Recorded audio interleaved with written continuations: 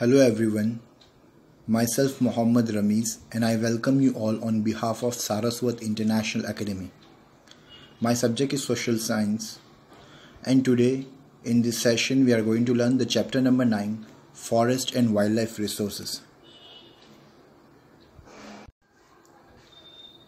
So in the previous lesson, that is chapter number 8, we have discussed that what is resource. The resources are the thing which is helpful to human being. Okay, so this chapter is also related with that. The first we will learn about forest and second is about wildlife resources. So now we will start with the forest part. Introduction, you can see the existence, progress and development of man is dependent on resources. So we know that a man can be developed, where a country can be developed when there are the enough resources. If there is no resource, there cannot be a possibility of the development. We have been fulfilling our needs by getting them from nature since ancient time. From the ancient time we are satisfying all our needs by using the different resources, and these different resources we are getting from the nature, wherein the forests are considered to be a very important resources. And we all know that we get many of the things from the forest. So forest is one of the important resource for the human beings from the nature. Now see the second point. A general meaning of forest is accumulation of trees, shrub or heap of grass. So a general meaning is what? That the large collection of trees, shrubs or grass growing over a region is called forest. In natural vegetation, only that vegetation is included which can be raised naturally without the help of man, and this is also called as a virgin vegetation. So here it is said that the natural vegetation which can raise itself naturally without the help of any human being, so that is called as a virgin vegetation. And see the third point. Now such vegetation in India is available only in Himalayas, Sundarban and remote areas of Thar desert. So this virgin forest with virgin vegetation is seen only in the Himalayas, Sundarbans and remote areas of Thar desert. Remote areas means where the human beings cannot be easily reach. So that are the remote areas, and in this kind of areas this virgin vegetation, natural vegetation is grown.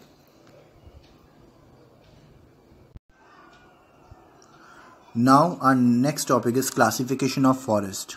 Forest classification is made according to different criteria. The classification of forest can be done according to different factors. You have studied the classification of forest on the basis of climate in standard 9. Here we will know about 3 types of forests on the basis of administration, ownership and management. So first, types of forests according to administration. Administration means also you can call as a management. See reserve forest. Such forests are under the control of the government directly. Here there is a restriction of lumbering. Lumbering means cutting down of trees, collection of woods or for pasturing. So reserve forest is those forests which are reserved for getting timber or forest products on permanent basis are called reserve forest. So here a permission is not granted for cutting trees or collect firewood or to cultivate or grazing the animals. These forests are under the direct control of the government. And if you talk about the region occupied by the reserve forest in India is around 54.4% approximately. Now see the second forest, that is protected forest. These forests are looked after by the administration. Local people are permitted to collect the wood and to graze their animal without causing any harm to the trees. So in the protected forest, local people are permitted to collect the firewood and they can also allow their animal to graze, but there is a condition that it should not harm to the trees.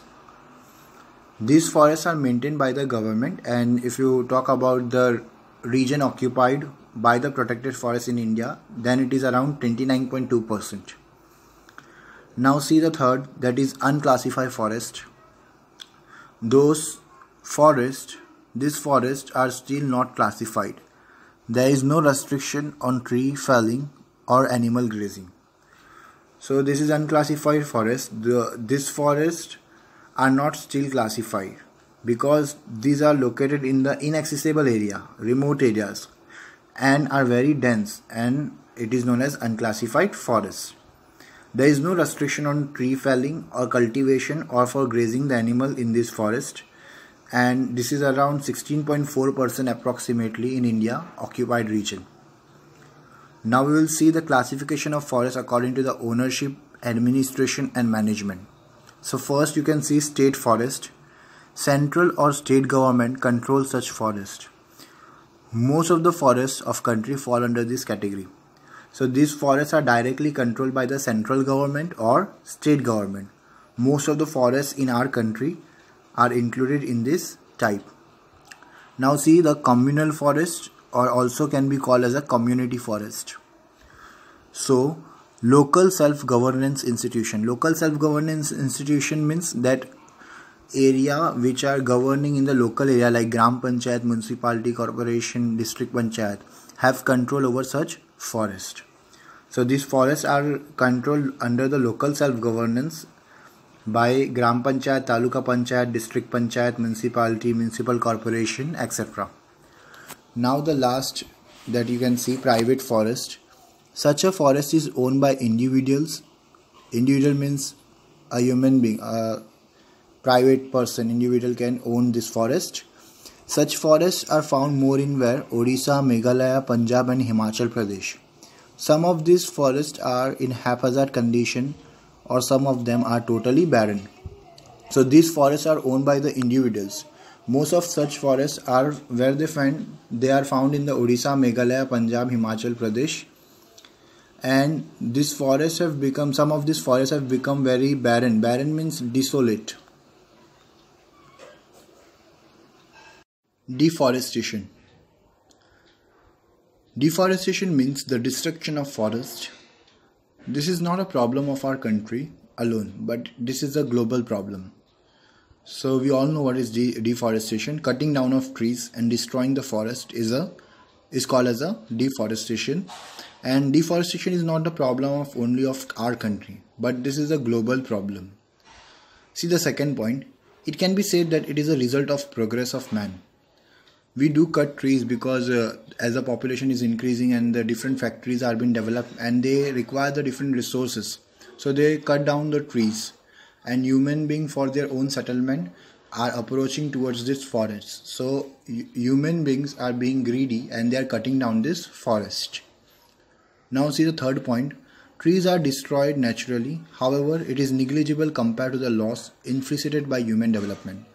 So first of all, you have to know that their destruction of forest is done by two ways: natural reasons and man-made reasons.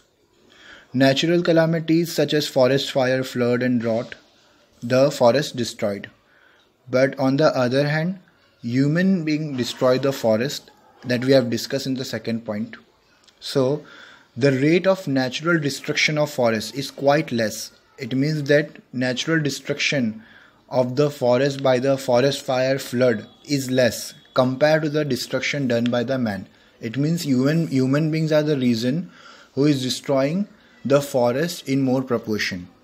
Now see the impacts of deforestation. Impact means effects, like how people are destroying the forest. So what are the effects of the deforestation on the environment? See, the first point, the impact of deforestation is widespread. Widespread means like effect of the deforestation is negative, very obviously, and it is widespread. Negative effects are more. See, the first, in the quantity of carbon dioxide increases in the atmosphere. So we all know that trees are inhaling the carbon dioxide gas, and as we are cutting down the trees in more proportion, so the carbon dioxide gas will increase in the atmosphere, and because of that reason the heat will increase in the atmosphere, and the global warming problem is been there. So here we discuss this first point. Now see the second point.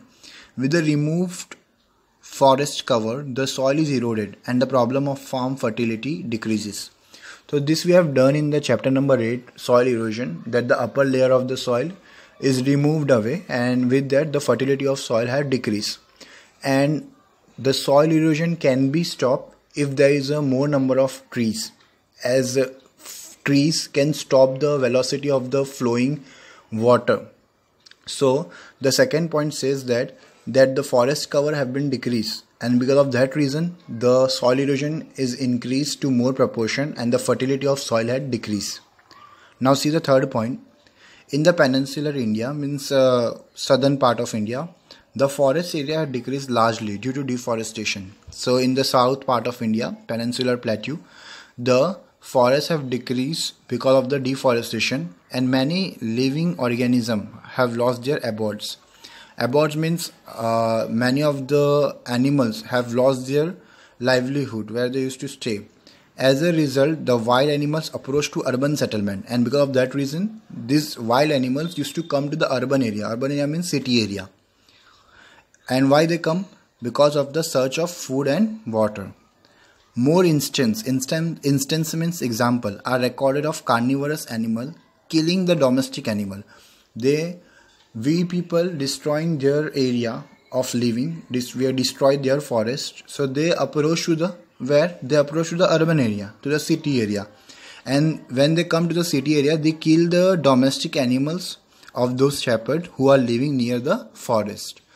There are many of the negative impacts of the deforestation that we have discussed earlier also, and here they have discussed these 3 points.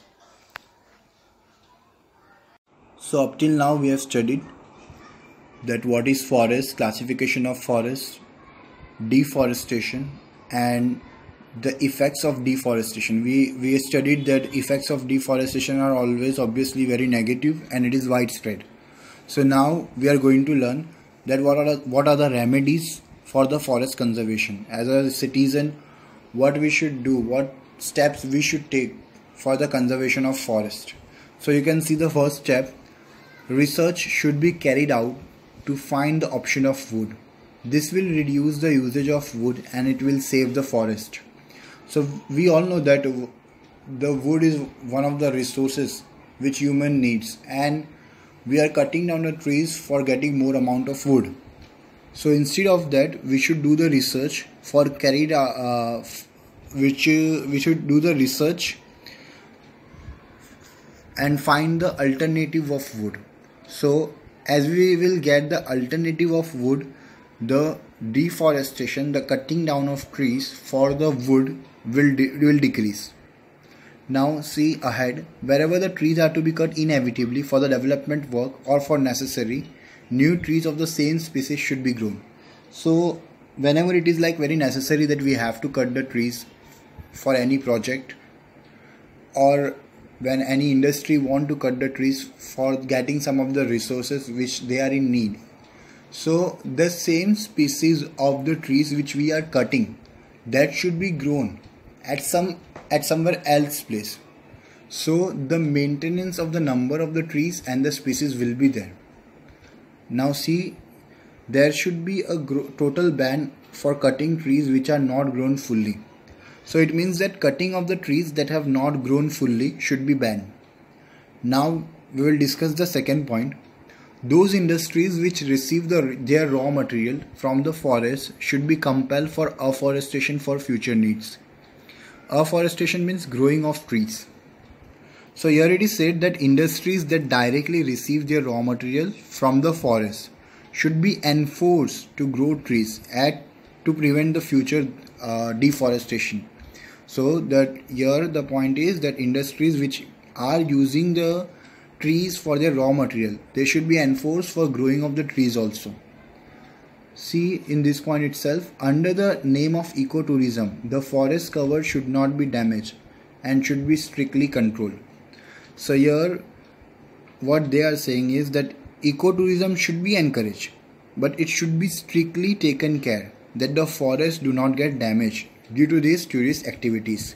Because of the tourism, the forest used to get destroyed. So we have to strictly control that because of the tourist activity, the forest should not get damaged.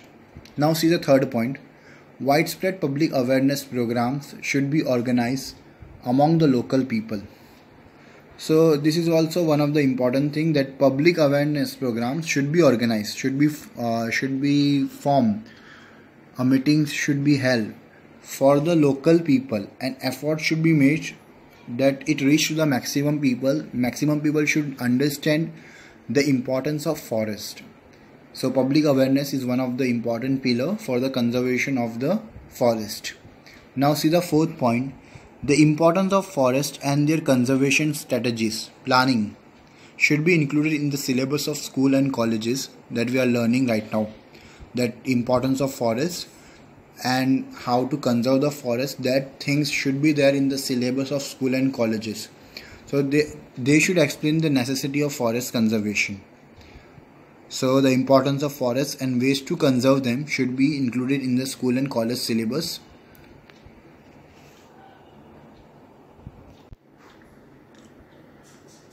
Now the fifth point, social forestry and agroforestry should be developed intensively. Intensively means in more proportion, by taking planned steps for the necessity of fodder and firewood. So here it is said that social forestry and agroforestry should be developed intensively by taking the planned step for the necessity of fodder and firewood. Sixth point, in place of firewood, alternative option like solar energy, natural gas should be implemented. So here it is explained that in place of firewood, alternative options like solar energy, natural gas, that should be used. Now the seventh point, forest resources should be used sparingly. Sparingly means should be used very judiciously. In order to make the process of tree growth faster and healthier, infested trees means infected trees should be removed. So the infected trees should be either cured or, if not possible, removed so that infection does not spread. This will also increase the health and speed of the growth of the forest. Forest fire cause heavy damage to forest. A separate system or a force at national level should be created for dousing the fire. Dousing the fire means stopping the fire. So what here the point is about, that forest fire is causing damage to the forest, and hence as a result a separate special force should be formed at national level, and that force will do the work of dousing the forest fire, stopping the forest fire. Now see the 8th point, due to increased means of transportation and easy travel, thousands of pilgrimage reach the religious places in forested areas to attend the Bhandara fair or the Parikrama.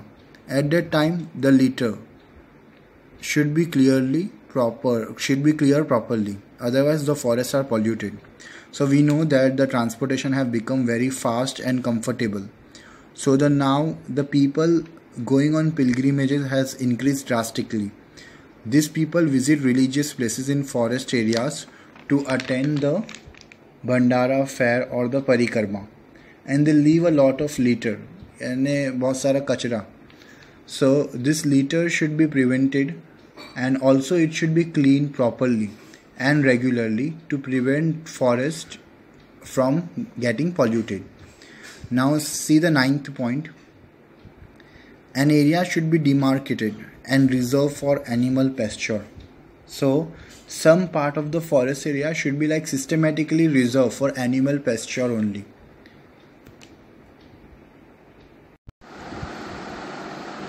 These are the question and answer from the today's session.